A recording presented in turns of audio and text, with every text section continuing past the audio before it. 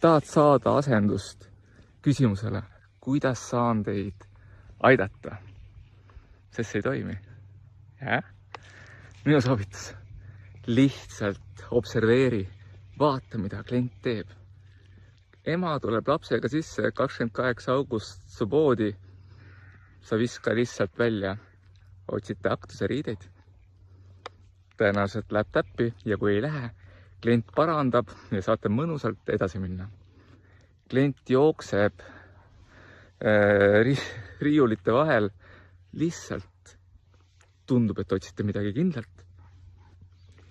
Klient lihtsalt hängib ringi ja sa küsidki, tundub, et lihtsalt veedate aega.